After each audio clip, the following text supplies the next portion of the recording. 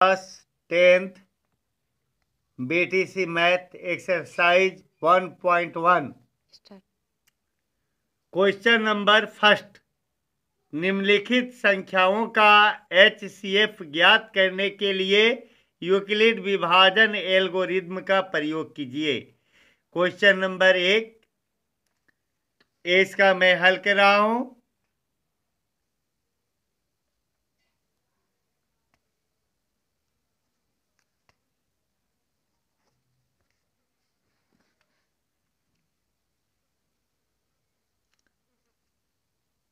एक सौ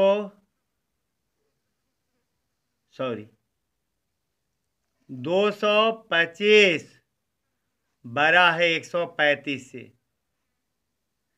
यूक्लिड विभाजन एल्गोरिथ्म का प्रयोग करने से पहले इसे इस प्रक्रिया द्वारा बड़ा है 225 225 बड़ा 135 से, तो 225 में 135 से भाग देंगे। एक मर्तबे भागा जाएगा, 5 से 5 घटेगा 0, एक दहाई ले लेंगे इसमें, तो ये हो जाएगा 12, 12 में से 3 जाएगा 9, एक एक कट जाएगा। फिर 135 में भाग देंगे 90 से, एक मर्तबे भागा जाएगा।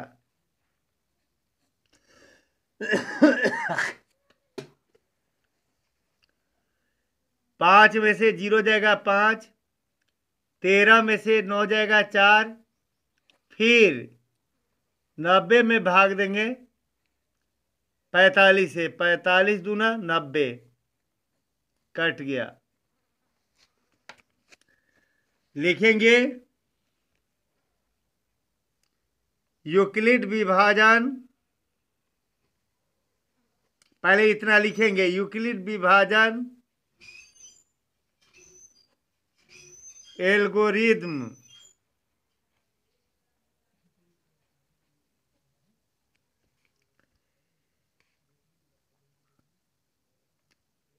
A बराबर BQ प्लस R, जहां 0 छोटा या बराबर R छोटा B से।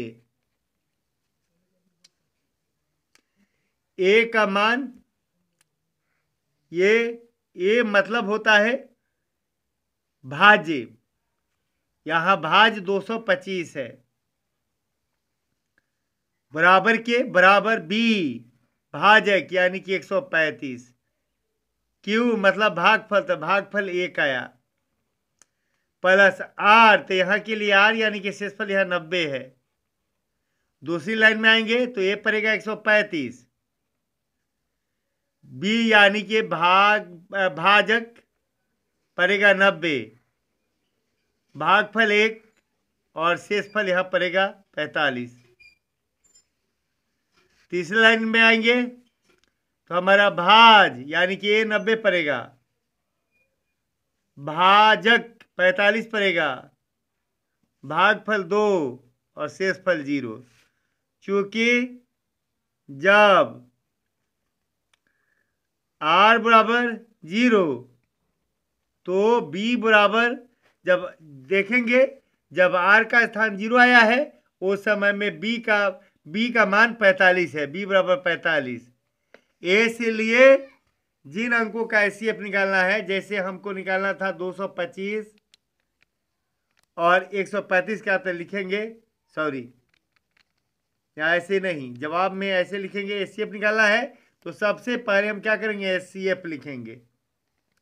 उसके बाद से किन अंकों का निकालना था, 135 और 125 का, तो ब्रैकेट देखिए, ब्रैकेट में लिखेंगे 135 और 225।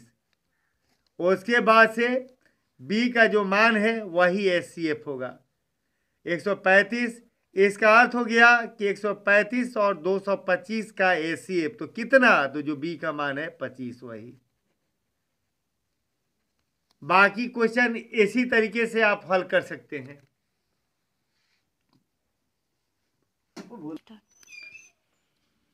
एक क्वेश्चन मैंने हल कर दिया है, बाकी 2 क्वेश्चंस बाकी रह गए हैं। तो इनमें से अगर किसी क्वेश्चन को हल करने में कोई प्रॉब्लम हो तो आप कॉल करके पूछ सकते हैं या मैसेज करके पूछ सकते हैं। जैसे भी हो, समस्या के हल करने में कोई भी परेशानी हो, जिस तरह से सुविधा हो उस तरह से आप पूछ सकते हैं। क्वेश्चन नंबर 2, दर्शाइए कि कोई भी धनात्मक विषम पूर्णांक 6q + 1 या 6q + 3 या 6q + 5 के रूप का होता है, जहां q कोई पूर्णांक है। यहां देखिए लिखा है क्या कि कोई भी धनात्मक विषम पूर्णांक, जो लिखा है वही मानेंगे हम हल में। हल यहां क्या लिखा है, कोई भी धनात्मक विषम पूर्णांक, तो इसीलिए हम लिखेंगे मान लिया कि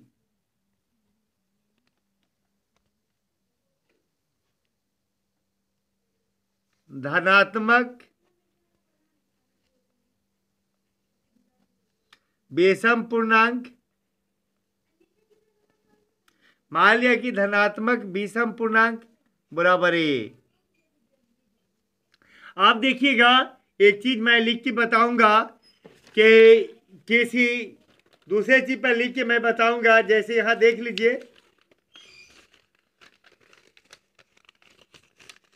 जैसे मैं यहां बता रहा हूं कि आपने कहीं लिखा देखा कि a बराबर BQ + R, और बाय द वे लिखा हो 3Q + 4, तो यहां पर अंदाजा लगा सकते हैं कि b का मान कितना है, 3 है।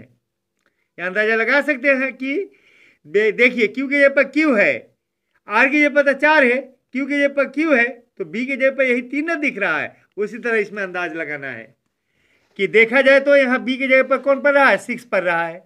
यहां भी देखिए b की जगह पर 6 है, यहां भी देखिए b की जगह पर 6 है।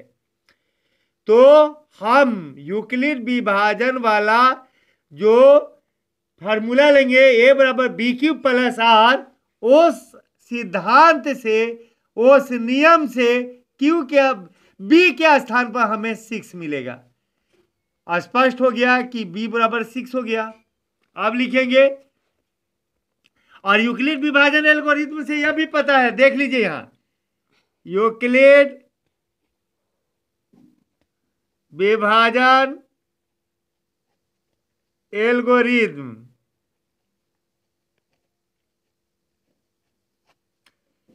a बराबर BQ + R, जहां 0 छोटा या बराबर R, R छोटा B से, यानी कि यूक्लिड विभाजन का ये नियम है। जहां 0 छोटा या बराबर R, यानी कि R जो है ना बहुत छोटा तक 0 तक हो सकता है, लेकिन B से हमेशा छोटा रहेगा। यहां क्लियर है कि R 0 के बराबर तक जा सके, R 0 से बड़ा होगा या 0 के बराबर हो सकता है। R कभी 0 से छोटा नहीं होगा, 0 R से छोटा या बराबर हो सकता है, लेकिन R कभी 0 से छोटा नहीं होगा। बहुत छोटा होगा तो 0 के बराबर जा सकता है, लेकिन R B से छोटा होगा। ऐसे यही जाहिर हो रहा है कि B अगर 6 है तो R बराबर हमारा 0, 1, 2, 3, 4, 5 हो सकता है, यानी कि B 6 है तो R हमारा 5 ही तक जा सकता है। प्रश्नानुसार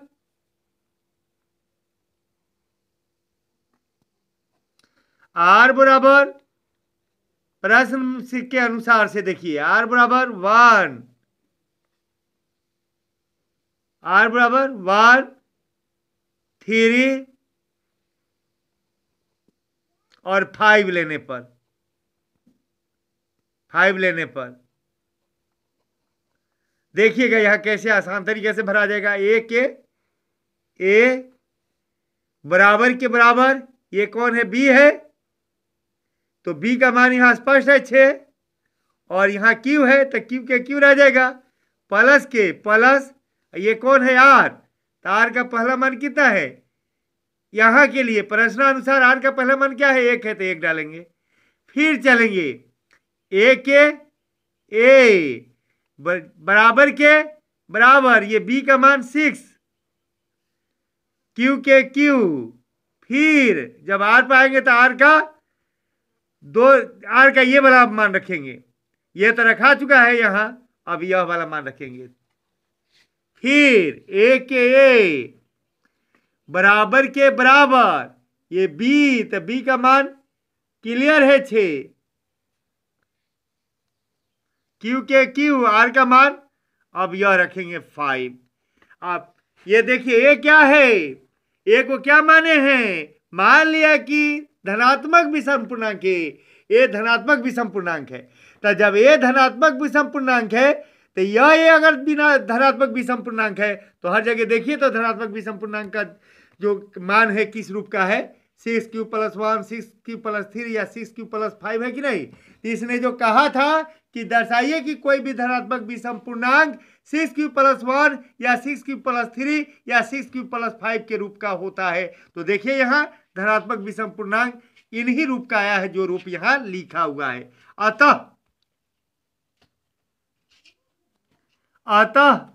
अतः लिखे हम यही लिखेंगे कि अतः कोई भी धनात्मक विषम पूर्णांक, अतः कोई भी धनात्मक विषम पूर्णांक